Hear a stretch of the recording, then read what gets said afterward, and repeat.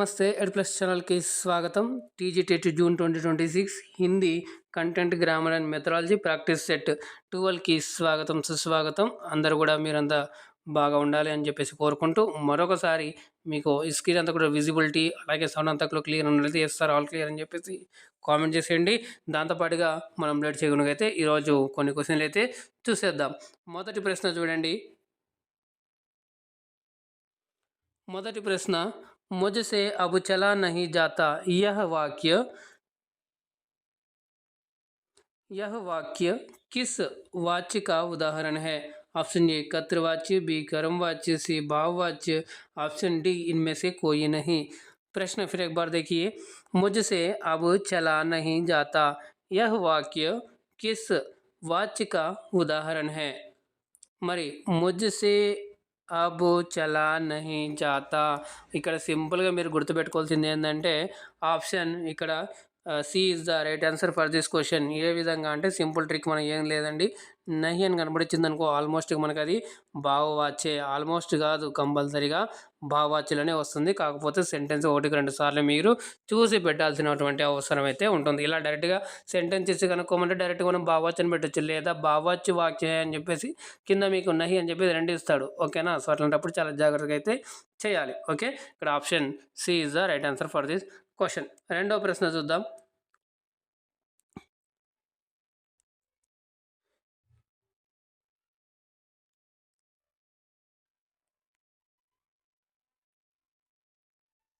రెండో क्वेश्चन చూడండి.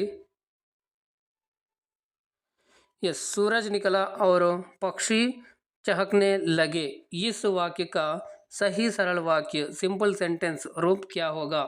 Option A जैसे ही सूरज निकला वैसे ही पक्षी चहकने लगे, ऑप्शन बी सूरज निकलते ही पक्षी चहकने लगे, ऑप्शन सी क्योंकि सूरज निकला इसलिए पक्षी चहकने लगे, डी सूरज निकला इसलिए पक्षी चहके.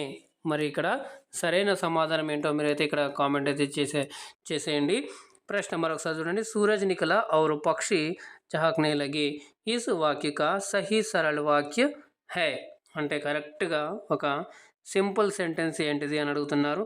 సూరజ్ నికల్తే హీ పక్షి చహక్నే లగే, option B is the right answer for the question అండి. ఓకే, నెక్స్ట్ ప్రశ్న చూద్దాం.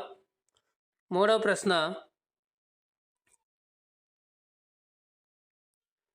यस, ईद का चांद होना मुहावरे का अर्थ किस वाक्य में सही बैठता है? ऑप्शन ए तुम तो कभी कभार ही दिखाई देते हो भाई, ऑप्शन बी रमेश रोज शाम को पार्क में मिलता है, ऑप्शन सी कल रात आसमान में पूरा चांद खिलाता, ऑप्शन डी वह बहुत सुंदर दिखाई दे रहा है.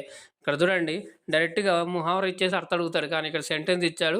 ఏ సెంటెన్స్కి ఏ వాక్యానికి కరెక్ట్గా ఈ ముహావర అనేటువంటిది సెట్ అవుతుంది అని అడుగుతున్నారు. మరి ప్రశ్న మరొకసారి, ఈద్ కా చాంద్ కరెక్ట్గా ఆప్షన్ ఏంటంటే ఆప్షన్ ఏ ఎవరు తీసుకున్నారు, ఎగ్జామ్ కూడా రైట్ అండి. తుమ్తో కభీ కబార్ ఈ దికాయి దేతే ఓ భాయి అనేటువంటిది is the right answer for this question, option A is the right answer. Next question చూద్దాం. నాలుగవది మనం చూసుకున్నట్లయితే కనుక దహి శబ్ద కా సహీ తత్సమ్ రూప్ క్యా హోగా? సారీ అండి, ప్రశ్న మరొకసారి, దహి శబ్ద కా సహీ తత్సమ్ రూప్ క్యా హోగా? ఆప్షన్ ఏ దుగ్ధ్, బి घृत, ऑप्शन सी दधीच, ऑप्शन डी दधी. మరి ఇక్కడ చూస్తున్నట్లయితే కనుక దహి అనేటువంటి దానికి ఆన్సర్ మనం చూసినట్లయితే option D is the right answer అండి. దధి అని అంటారు. తత్సం రూపు దహి అవుతుంది. ఓకే, నెక్స్ట్ ప్రశ్న, ఐదో ప్రశ్న చూడండి. अध खिला शब्द में प्रयुक्त अध किस प्रकार का उपसर्ग है? ऑप्शन ए संस्कृत का उपसर्ग, बी हिंदी का उपसर्ग, सी उर्दू का उपसर्ग, डी अंग्रेजी का ఉపసర్గ కూడా చాలా సింపుల్గా టాపిక్ అండి, ఈజీగా మనం అయితే చేసుకోవచ్చు. మరి ఇక్కడ సరైన సమాధానం మనం చూసినట్లయితే కనుక option B is the right answer. Hindi కా ఉపసర్గ్ అనేటువంటిది ఇక్కడ సరైన సమాధానం అవుతుంది. ఓకే, మరి ఇంకా ఇప్పటిదాకా లైక్ చేయకుండా లైక్ చేయండి, షేర్ చేయండి. ఫస్ట్ టైం చూసినట్లయితే ఛానల్ని సబ్స్క్రైబ్ చేసుకొని పక్కన కనుక సింబల్కి ఆల్ సెలెక్ట్ చేసుకోండి. అప్పుడే నేను చేసే ప్రతిదీ కూడా మీకు మొదటిగా నోటిఫికేషన్ రూపంలో అయితే వస్తుంది. ఛానల్ని సపోర్ట్ చేయాలనుకున్న వారు జాయిన్ బటన్ అనేటువంటి క్లిక్ చేసి మీరు జాయిన్ అయ్యే ఛానల్ కూడా సపోర్ట్ చేయగలరు. అలాగే టెలిగ్రామ్, ఫేస్బుక్, వాట్సాప్లలో కూడా మీరు అప్డేట్స్ కోసం జాయిన్ అవ్వచ్చు. లింక్స్ కింద డిస్క్రిప్షన్ బాక్స్లో అయితే ఇవ్వడం జరిగింది. దాంతోపాటుగా సోషల్ క్లాసెస్ కూడా స్టార్ట్ చేయడం జరిగింది. వాటికి సంబంధించిన ప్లేలిస్ట్, అలాగే హిందీకి సంబంధించిన ఇప్పటివరకు మీరు మిస్ అయినట్లయితే కనుక ఆ వీడియోస్ అన్నీ కూడా ఒక ప్లేలిస్ట్ రూపంలో పెట్టి మీకైతే డిస్క్రిప్షన్ బాక్స్లో లింక్ అయితే ఇవ్వడం జరిగింది. ఆ లింక్ ద్వారా మీరు అన్నీ కూడా ఒకేసారిగా క్లాస్ అనేటువంటి చూసి మీరు ప్రాక్టీస్ చేస్తూ మంచి మార్కులు సాధించాలనేటువంటి ఒక సదుద్దేశంతో ఇక్కడ క్లాస్ అనేటువంటి ఫ్రీగా అందించడం జరుగుతుంది. కాబట్టి ఇక్కడ మీ యొక్క అమూల్యమైనటువంటి సజెషన్స్ కావచ్చు, సూచనలు కావచ్చు, ఇంకా ఏమైనా సబ్జెక్ట్ రిలేటెడ్ డౌట్స్ ఉన్నట్లయితే మీరు కామెంట్ చేయండి. దానికి తప్పకుండా అయితే మీకైతే రిప్లై ఇవ్వడం అయితే జరుగుతుంది. నెక్స్ట్ ప్రశ్న చూద్దాం. 6వ ప్రశ్న. ఎస్, మరి ఇక్కడ చూస్తున్నట్లయితే కనుక कबीरदास किस काव्यधारा के प्रमुख कवि हैं? ऑप्शन ए जिज्ञानाश्रयी शाखा, निर्गुण शाखा, ऑप्शन बी प्रेमाश्रयी सूफी शाखा, ऑप्शन सी कृष्ण भक्ति शाखा, ऑप्शन डी राम भक्ति शाखा. మరి ఇక్కడ మనకి కబీర్ దాసు ఏ కావ్యధారకు చెందినటువంటి ప్రముఖ కవి అయ్యా అంటే కనుక ఆప్షన్ మరి ఎవరైతే ఈ అని ఇస్తున్నారో ఎగ్దమ్ రైట్ అండి. మరి ఆయన ఒక దోహా చెప్తారు, గురువుకి మహిమ అనంత్ अनंत या उपगार, लोचन अनंत दिखा उगारिया అనంత్ దికావన్హార్ అని చెప్పేసి మనకి ఇక్కడ దోహా అయితే ఉంటుంది. అలాగే గురు గోవింద్ దోవు కడే కాకే లాగోపాయ్ బలిహారీ గురువు ఆపుని జిన్ గోవింద్ దియో బతాయ్. ఇలాగ చెప్పుకుంటూ పోతే చాలా అనేటువంటి చాలా దోహలు, చాలా మెసేజ్ అయితే ఉంటుంది. మంచి నీతిపరక దోహా అయితే ఉంటుంది. ఓకేనా.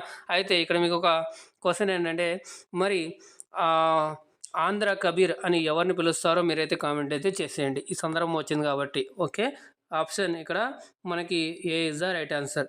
నెక్స్ట్ 7వ ప్రశ్న చూద్దాం.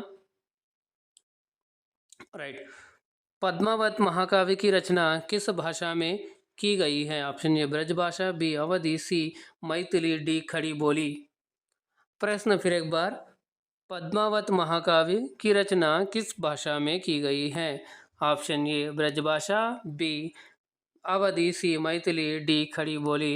మరి ఇక్కడ సరైన సమాధానం చూసినట్లయితే కనుక option B is the right answer అండి. అవధి భాషలో అయితే రాయడం అయితే జరిగింది. ఎవరు రాశారో మీరైతే కామెంట్ అయితే చేసేయండి. మనం రోజు కూడా మనం మాట్లాడుతూ ఉన్నాం, మనకి జాయిస్ అని అంటారు. మరి జాయిస్ యొక్క పూర్తి పేరు ఏందో మీరైతే కామెంట్ అయితే చేసేయండి. నెక్స్ట్ 8వ ప్రశ్న చూడండి. ఇక్కడ ఎస్, 8వ ప్రశ్న చూసినట్లయితే నిమ్నలిఖిत में से कौन सा कवि अष्टचाप का जहाज कहा जाता है? अष्टचाप का जहाज कहा जाता है. Option A Tulsidas, B Kumbhandas, C Surdas, D Raskhan. So మరి ఎవరిని అష్టాచాప్ కా జహాజ్ అని అంటారు అంటే కనుక ఆప్షన్ ఇక్కడ మనకి C is the right answer అవుతుంది. సూరదాస్ అనేటువంటిది ఇక్కడ సరైన సమాధానం. Okay, yes. నెక్స్ట్ ప్రశ్న ఇక్కడ మనకి ఇప్పుడు మళ్ళీ భాషా శిక్షణకు సంబంధించినటువంటి క్వశ్చన్స్ అండి. ఇక్కడ ఆప్షన్ ఏ పూర్వ జ్ఞాన్ प्रीवियस नॉलेज का परीक्षण पाठ योजना के किस चरण में किया जाता है? మీరు ఇది బిఎడ్ బ్లడ్ టెస్ట్ చేసేటప్పుడు ఇట్లాంటి బాగా ప్రాక్టీస్ చేసి ఉంటారు. మరి ఆ పిల్లవాడి యొక్క విద్యార్థిని లేదా విద్యార్థి యొక్క పూర్వ జ్ఞానాన్ని పరిశీలించడానికి మనం ఒక ఇదే 2 చేస్తాము. అది ఏ దశలో చేస్తామని అడుగుతున్నారు.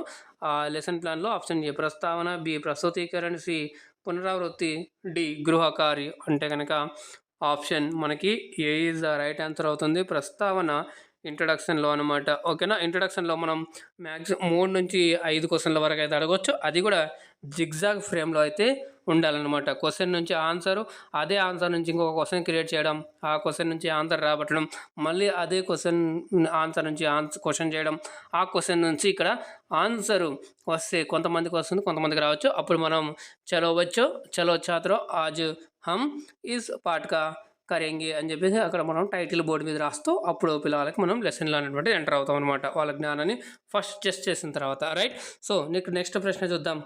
10వ ప్రశ్న చూడండి. शिक्षण योजना की उपयोगिता के संदर्भ में निम्नलिखित में से कौन सा कथन असत्य गलत है? ऑप्शन ए यह शिक्षक के आत्मविश्वास को बढ़ाती है, ऑप्शन बी यह समय और ऊर्जा की बर्बादी को रोकती है, ऑप्शन सी यह शिक्षण को बाल केंद्रित बनाने में मदद करती है, ऑप्शन डी यह शिक्षक की सृजनात्मकता और लचीलेपन को पूरी तरह समाप्त कर देती हैं. प्रश्न मरोकसारी चूडंडी. शिक्षण योजना की उपयोगिता के संदर्भ में निम्नलिखित में से कौन सा कथन असत्य है? మరి ఏ స్టేట్మెంట్ రాంగ్ అన్నట్టు ఉండదంటే यह शिक्षक के आत्मविश्वास को बढ़ाती हैं। ओके। ऑप्शन बी यह समय और ऊर्जा की बर्बादी को रोकती हैं। ओके। ऑप्शन सी यह शिक्षण को बाल केंद्रित बनाने में मदद करती हैं।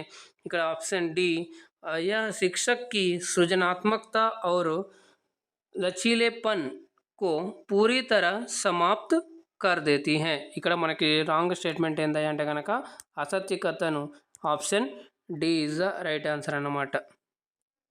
Okay, option D is the right answer for this question. మనం ఇక్కడ దాకా కొన్ని క్వశ్చన్లు అయితే తీసుకొని రావడం జరిగింది. గ్రామర్ ఇంక్లూడ్ చేయడం జరిగింది, మెథడాలజీ ఇంక్లూడ్ చేయడం జరిగింది, అలాగే లిటరేచర్ కూడా ఇంక్లూడ్ చేయడం జరిగింది. అయితే ఈరోజు కంటెంట్ అయితే తీసుకొని రావడం కాలేదు. సో మీకు తప్పకుండా మళ్ళీ కంటెంట్ క్వశ్చన్లు కూడా అయితే తీసుకొస్తాను మీ ముందుకైతే. అలాగే ఇక్కడ ఈరోజు మీకు ఈ వీడియో యూస్ఫుల్ అయిందని అనుకుంటున్నాను. లైక్ చేయండి, షేర్ చేయండి. ఫస్ట్ టైం చూసినట్టయితే ఛానల్ని సబ్స్క్రైబ్ చేసుకొని పక్కన సింబల్ నొక్కి ఆల్ అని సెలెక్ట్ చేసుకోండి. అప్పుడే నేను చేసే ప్రతిదీ కూడా మీకు మొదటగా నోటిఫికేషన్ రూపంలో అయితే వస్తుందండి. మరి అలాగే మీరు ఛానల్ని సపోర్ట్ చేయాలనుకునేది మీరు జాయిన్ బటన్ క్లిక్ చేసి ఛానల్ని సపోర్ట్ చేయగలరు.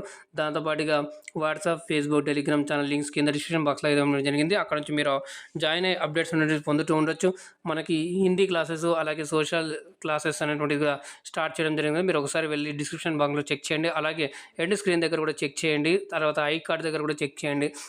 లాస్ట్గా మీరు ఛానల్ వెళ్ళి చెక్ చేసినట్టయితే మీకు పీవైక్యూస్ అంటే ఇంతకుముందు చేసినటువంటి క్లాసుల్లో చేసినటువంటి కంటెంట్ కావచ్చు, గ్రామర్ కావచ్చు, మీకు అన్నీ కూడా మెథడాలజీ క్వశ్చన్స్ కావచ్చు, అన్నీ కూడా మీకు బాగా ఉపయోగపడతాయని చెప్పేసి తెలియజేసుకుంటూ మీరు జాగ్రత్తగా ఉండండి, సురక్షితంగా ఉండండి. మళ్ళీ నెక్స్ట్ క్లాస్లో కలుద్దాం. అందాక ధన్యవాదాలు. జై హింద్.